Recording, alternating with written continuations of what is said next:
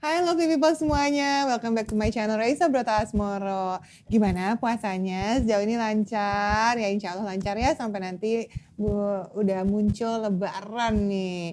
Nah kali ini aku akan ngobrol-ngobrol sama seorang aktris, model, presenter, VJ. Wow. Terus apa deh semuanya kayaknya udah pernah dijalanin gitu ya di dunia entertain. Dan dia ini terkenal dengan sebutan artis hits Indonesia keturunan Arab. Wah, Takut banget. welcome Safira. Hai dong. Terima kasih udah main-main kesini. Terima kasih. Ini kayaknya aku masih Dong memperkenalkannya Raisa, gitu. sebenarnya pakai nama kamu yang fenomenal ya. Safira, Nah, gitu ya kan? Emang gitu. Harusnya nyebutnya. gitu ya? Harus gitu. Kan orang-orang taunya Safira, Nah, iya kan. Ternyata enggak dong. Jadi Kenapa? sebenarnya jadi nama aku tuh emang single name Safira aja. Nama kamu cuma Safira aja? Dokumen di semua dokumen legal dokumenku cuma emang satu nama gitu. Akte, ID gitu, paspor segala macam. Kenapa jadi Terus, Safira? Jadi ketika kita transisi nih ya dari dunia non digital ke digital, kayak kan email segala macam kan dong. Itu tuh nggak ada kolom di mana kita tuh leluasa nulis first name terus udah gitu. Oh, Nggak harus ada pasti last name-nya. middle name, last name gitu. Middle name nggak ada, last name pun nggak ada gitu. Kan tapi juga nggak mungkin waktu itu nggak pernah kepikiran dan nggak terbiasa naro nama orang tua kan gitu. Nama keluarga atau Nggak, apa gitu? Enggak gitu, nggak pernah karena dari sekolah ya udah. Kamu Safira Zaman aja? sekolah Safira aja gitu. Oh. Terus akhirnya udahlah aku apa ya last name-nya karena bolak-balik reject gitu kayak gitu. Oh alah. Jadi aku taruh di situ. Iya, karena wondering apa ya gitu. Udah tanpa berpikir kalau itu akan orang tuh notice-nya bahwa oh iya emang ini nama aku keren-keren. Enggak, aku pikir orang tuh paham bahwa itu adalah tambahan. Kayak sama-sama ngerti gitu. So, masa berpikir orang tuh bakal paham gitu. Ternyata enggak. Enggak, banyak yang menanyakan itu ke apa sih pendekan apa sih panjangannya apa ya gitu nggak ada gitu, tapi ya udahlah akhirnya aku sign up kan. Perkembangan digital jadi melebar kan, ada Instagram lah, Twitter lah, dulu zaman Facebook. Akhirnya mau nggak mau aku terusin aja. Jadi gitu. nama panggung dong sekarang. Akhirnya karena ya kan kalau misalnya di apa namanya di template kalau lagi siaran di TV segala macam, tikernya tuh suka nulis ya udah Safira gitu kayak baik gitu. Jadi kayak ya udah deh, tapi akhirnya gitu ya pas udah kesini aku baru sadar nama belakang kakekku tuh ada Umarnya. Beneran? Oh jadi oke, Ya udah deh gitu. Alhamdulillah ya kan. Iya, ternyata itu mungkin nama hoki kamu. Oh iya, jadi kayak masuk iya kan dari unconscious gitu kayak. Oh ternyata ada. Ternyata, iya. Nggak ngarang-ngarang banget. Jadi jadi trademark kan, gitu. Terus Safira aja, Safira yang mana? Orang ya, iya juga. Sekarang jadi trademark dong. Ngomong-ngomong aku tuh pertama kali amazed banget sama Safira tuh, aku inget banget waktu VJ Han. Iya, lama banget. Ya itu, aku kayak amazed banget, aku nonton dong, Ya aku ampun, hadir serius? di sana. Serius? Iya, aku Merinding salah satu pengikut VJ Han, VJ Han ya, audiens zaman dulu ya. itu, Iya, anak iya. nongkrong itulah. Aduh my God. Jadi aku datang ke sana sama, wow ini keren banget. Iya, serius. Dengan looknya kan, dengan rambutnya, terus badannya keren banget. Bahasa Inggrisnya, wow gitu kan kayak, wah gue ngefans Masa deh itu ini, kan gitu dong, kan. ya Kayak, kan. Dulu tuh kayak, wah kayaknya dulu gak ada pikiran ya kan. Maksudnya kayak, all outnya. Iya, abis itu inget banget waktu malam final, terus pembuatan video profil-profil itu tuh, aku inget banget abis masa karantina di Bali. Kayak hampir 10 hari di Bali dijemur, bener-bener dijemur. Jadi bener-bener kayak, Tanning kan jadinya. bukan di tanning lagi gitu. Kayak wow aku butuh lampu. Tapi terus kayak mungkin mereka melakukan itu dengan intentional ya. Maksudnya mereka emang mau looknya emang digituin gitu. Jadi mereka melakukan makeover. Tapi gimana ya gitu biar nggak terlalu fake banget. Jadi udah dijemur aja gitu. Masih pakai cara tradisional. Iya. Terus akhirnya jadi trademark. Akhirnya gitu kan. iya sih. Maksudnya memang bisa dibilang momen VJ Han tahun itu tahun berapa sih? 2006? Iya, 2006. 2006 ya? 2006. Oh, wow. 2006 itu ya ya akhirnya orang mulai melihat oh ya ternyata beda. Kan dulu maksudnya dulu tuh dominasinya kan Identitas, blasteran identitas atau yang cantik tuh yang oriental, putih gitu yang kan. blasteran, yang mix Blasteran. Eropa segala macem gitu, atau oriental, which is aku nggak pernah, mungkin dulu ya mungkin trennya aja kali ya, maksudnya beauty standar juga dulu belum seperti Belum kayak sekarang kan lebih beragam, Bener, orang lebih bisa menerima orang tuh punya karakter masing-masing gitu. Akhirnya dari situ sih gitu, mulai ada kesempatan, alhamdulillah dapat kepercayaan, mulai bawain program ini, program itu gitu. Wih. Itu sih. Masih inget nggak abis dari situ terus program apa yang kamu pernah Ingat buat? banget, program pertama aku setelah MTV VJ-han itu namanya Jakarta Cuisine. Oh, makan jadinya. Jadi kami pergi jadi waktu itu presenternya 2 orang, aku sama partner presenternya laki-laki, terus di acaranya itu kami review restoran-restoran tempat makan yang VIP. Oh wow, Di Jakarta. enak ya kerjaannya ya. Jadi iya, jadi aku waktu itu Enjoy, di ya? umur segitu gitu kayak wow gitu di hotel, gitu yang kayak aku nggak mungkin bisa afford ini gitu, tapi itu masih bentuk rezeki lain kan. Iya Gitu. bener. Kerjaan juga gitu, bisa nyicipin makanan di sini, masuk ke restoran yang ada di hotel ini, Gitu. cara makan Jepang yang otentik gitu Wow. kayak wah itu pengalaman Seru yang ya? seru banget. Itu dari situ tuh. Dari situ. Makanya akhirnya kamu nerusin dunia Akhirnya nerusin dunia presenter. presenter. Tadinya kan model dulu ya? Enggak dok, jadi tuh awalnya aku tuh memang lulus SMA, aku tuh memang udah ngambil short course broadcasting, penyiaran. Oh, memang pengennya penyiar cita-citanya radio. jadi penyiar. Enggak ada penginan, enggak punya gambaran, enggak punya keluarga yang bekerja di dunia media secara yang kayak sekarang gitu ya, media yang sekarang aku jalan enggak ada. Tapi dulu tuh pertimbangannya sederhana, papaku tuh bilang gini, kan aku tuh 2 bersaudara perempuan dua-duanya. Aku anak pertama. Terus papaku bilang gini, mau kuliah yang bisa langsung kerja deh. Realistis aja. Ya. Nah waktu itu, waktu aku SMA, mulailah bermunculan stasiun televisi dan media tuh mulai berkembang. Oke. Mulai ada, ya kan, maksudnya mulai stasiun televisi tuh bukan cuma RCTI aja dulu kan, tapi banyak banget dan makin inovatif gitu loh tayangannya, kualitas programnya dan sebagainya. Dulu tuh papaku cuma berpikir ini tuh menyerap tenaga kerja yang gede banget loh Fir gitu. Pelajarin ilmu ini karena ini ilmu yang baru gitu. Karena dulu maunya hukum, maunya psikolog, maunya ini gitu kayak udah nggak bakal belajar gitu. Jadi mendingan belajar sesuatu hal yang baru, sama-sama kita nggak ngerti, lapangan pekerjaannya pasti masih banyak banget. Akhirnya lulus SMA, aku ingat banget bahkan belum terima ijazah SMA gitu ya, masih kayak dari ujian terakhir yang kita dulu zaman UN ya, SPMB. Itu menuju kelas pertama kuliah tuh kan di September ya, lama banget kan dari ujian terakhir kelasnya lama banget. Itu tuh beliau tuh kayak masuk short course aja. Jadi langsung benar-benar kayak di minggu atau di pekan itu aku selesai ulangan, ujian akhir, minggu depannya udah survei tempat course, minggu depan lagi udah masuk. Jadi selama 3 bulan gitu. Jadi nunggu kuliah. Memang trainingnya broadcasting. Jadi langsung emang broadcasting, penyiar radio, penyiar televisi, nulis gitu, script writing gitu. Menemukanlah satu lembaga pendidikan itu di Jakarta. Habis itu aku lanjut sekolah, kuliah public relations.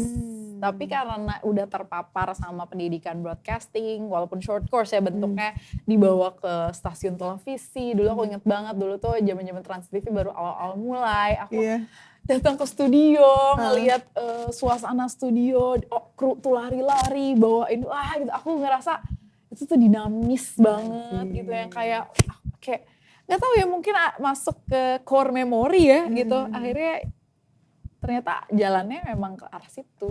Dan enjoy selama ini ngejalaninnya. Gitu. Nah, baru dari 2000 ya, akhirnya 2006 mulai ada hilalnya.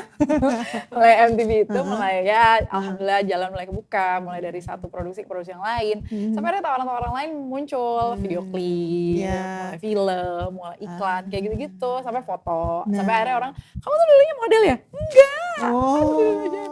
Malah jadi presenter. Aku tuh mulainya memang udah mulai dari presenter dulu, nge-MC dulu gitu, baru tawaran modeling dan acting. Dan sampai filmnya itu dapat award, dapat Alhamdulillah. nominasi Cahaya dari Timur, betul. dan menang award ya. Alhamdulillah. Wih, filmnya apa namanya? Judulnya Cahaya dari Timur, Beta Maluku. Wih, keren banget. Aku paling suka deh film-film Indonesia yang Iya. mengangkat budaya Indonesia gitu. Betul. Cerita-cerita yang dan keren gak sering gitu. kita lihat ya Iya. di Jakarta. Iya. Gak stereotype gitu ya. Betul banget. Apa pengalaman kamu yang Jadi itu kan berangkat dari kisah nyata. Kisah nyata seorang pelatih sepak bola Tarkam gitu di daerah Tulehu di Maluku gitu, di Ambon di Maluku. Terus sosok itu tuh menginspirasi director film tersebut yaitu Angga Dwi Masa Songko waktu lagi bikin dokumenter deh kalau nggak salah. Nah, beliau ini adalah ternyata pelatih Tarkam yang berhasil mencetak atlet-atlet nasional yang tapi underrated, nggak dikenal, unknown gitu. Pada waktu itu Mas Angga menemukan beliau jadi tukang ojek. Cerita-cerita beliau itulah yang akhirnya menginspirasi dan akhirnya mereka melakukan riset mendalam segala macam. Akhirnya muncullah cerita Cahaya dari Timur, Beta Maluku itu mengangkat cerita keberhasilan timnas Maluku waktu itu U19 di tahun tersebut gitu ya. Yang menjadi juara waktu itu gitu, dan akhirnya sosok-sosok Sanita Wainola, beliau udah wafat beberapa tahun yang lalu. Akhirnya daerah situ pun mulai maksudnya kayak mulai keangkat lagi ya gitu potensi sepak bola. Akhirnya juga mengangkat wilayah tersebut, daerah tersebut. Akhirnya orang jadi ternyata Maluku, Ambon, Timur Indonesia tuh bagus ya gitu kayak gitu. Jadi akhirnya membuka banyak jalan kesempatan lah gitu buat orang-orang explore. Gitu. Keren. Dan seneng ya kamu Seneng bisa banget. berpartisipasi ya. Senang banget. Sampai sekarang hubunganku dengan istri dari sosok tersebut masih baik banget. Wah, Istri, karena aku jadi istrinya. Jadi istrinya. jadi kenalan dulu nih sama Kenal karakternya dulu. ya. Kami waktu itu sekitar 1 bulanan syuting, tapi sebelum itu ada persiapan dulu kayak 2 mingguan gitu-gitu, belajar bahasa, dialek sana, ketemu sama tokoh aslinya, masyarakat setempat, ngelihat kegiatan mereka sehari-hari kayak apa gitu. Jadi kayak ya udah akhirnya, dan waktu itu aku berpasangan sama Ciko kan, Ciko Jericho, dan kebetulan Ciko waktu itu memenangkan Piala Citra juga untuk aktor terbaik di film Cahaya dari Timur. Dan akhirnya aku Ciko tuh jadi punya keluarga baru gitu loh. Setiap kesana atau misalnya sampai kayak Lebaran itu pasti selamat Lebaran gitu. gitu Jadi ya. punya keluarga baru. Wow, gitu. keren. Menyenangkan banget. Itu kamu pertama kali film atau memang sebelumnya udah film, iya, itu hitungannya film pertama Film sih, Dok. pertama ya? Karena dulu pernah tapi kayak cuma muncul ekstra sekali ya, gitu. Tapi maksudnya produksi filmnya bukan satu hal yang familiar, tapi untuk terlibat dalam produksinya yang beneran terlibat apa segala macam, itu baru pertama kali. itu terus belajar acting dulu apa gimana? Belajar acting dulu tuh sempet yang kayak dulu banget tuh nggak kepikiran mau main film atau apa segala macem. Sempet kayak ikutan kayak kelas-kelas acting buat teater, tapi maksudnya kayak oh yaudah latih-latih yang badan gitu. Nggak ini juga, nggak masuk juga di kepala gitu kayak apa sih ini gitu. Tapi ternyata pengaruh Tapi ternyata dong, setelah kepake. berapa lama dapat kesempatan itu, jadi mau coba recall. Tapi alhamdulillah selama proses syuting persiapan itu didampingi sama acting coach, dialek coach juga. Jadi emang banyak banget dibantuin. Pakai dialek lagi ya. Karena susah Tantangannya loh. Satu, aku bukan orang Ambon. Iya. Walaupun banyak yang bilang kamu orang Ambon, dan aku akhirnya mungkin gini ya. Aku masuk dalam produksi itu pun karena mereka melihatnya, aku pikir kamu orang Ambon, bukan gitu kan. Tapi karena aku bukan orang Ambon, tapi mungkin mereka melihatnya aku mirip maksudnya mewakili karakter orang-orang yang ada di sana. Dan mereka ternyata kamu tuh bagian dari kami gitu. Itu justru kayak bikin aku lebih bahagia gitu loh, karena kayak Masya Allah ya, mereka tuh ngasih apresiasi tuh tulus gitu. Yang akhirnya mengantarkan aku dan Ciko menjadi duta wisata Ambon di tahun itu. Aku kira tuh kakak gue orang Ambon loh gitu, kayak tahu deh gitu. Mereka tuh penuh cinta gitu, orang sana gitu. Friendly. Hangat Gitu. Banget gitu ya. Bener sih. Mana daerahnya bagus-bagus lagi. Cantik kan? banget, bener. Pertama kali kamu kaget karena wow, dari gunung ke pantai. Asli. Itu kayak turun langsung. Iya, Keren banget. Iya kan? Banget orang-orangnya, aduh semuanya. Ini by the way sepanjang kamu menjalani karir nih, akhirnya kan jadi ke banyak hal ya. Iya. Gak cuma di presenter, tapi acting juga segala macam. Keluarga kamu sejauh ini supportnya gimana? Oke. Oke. Kenapa nih? Kayak agak Awalnya berat nih. mungkin secara mereka tidak sadari mereka yang membuka jalan. Maksudnya kayak ngambil pendidikan segala macam gitu. Tapi tetap ada batasannya. Oh, apa tuh? Kayak misalnya dulu setiap misalnya aku syuting, aku pasti ditemenin. Selalu ditemenin. Terus Sama mereka, siapa ditemenin? ibuku, papaku pasti Gantian temenin. gitu, Gantian. pasti ada yang- Selalu. Bener-bener kayak nggak bakalan aku ditinggal sendiri. Oh gitu. Terus apalagi yang pekerjaan-pekerjaan di luar presenter ya. Kalau presenter kan sendiri gitu, ngebawa sendiri. Tapi yang udah berhubungan sama orang kayak acting, video klip, iklan, foto, itu pasti dicek banget. see. Kayak ditemenin, ditanya apa aja adegannya, bajunya kayak apa, kayak gitu. Jadi memang diizinkan, tapi tetap ada rantainya, gitu. Jadi kayak ditarik lagi, gitu. Jadi emang segitunya sih, gitu. Jadi aku nggak bisa bilang bahwa disupport dalam artian terus bebasnya, batasannya juga. strict banget. Justru malah dijagain. Batasannya strict banget gitu. Jadi kayak ya mungkin dulu menurut mereka itu yang paling ideal kali ya gitu. Karena kan nggak tahu industrinya kayak apa, sesuatu hal yang mereka juga nggak paham. Dulu apalagi aku masih kuliah kan awal-awal mulai gitu. Perempuan mungkin didominasi sama orang-orang dewasa, banyak ya maksudnya yang kita Takut nggak ada tahu pergaulan dewasa, kita nggak tahu bebas kan, gitu ya. apalagi dulu kan stigma dunia hiburan ini kan dekat sama kehidupan malam lah, inilah itulah gitu, ya pasti mereka punya beban, tapi juga nggak bisa saya nggak bisa nahan bahwa anaknya tuh mungkin bisa loh gitu kayak gitu.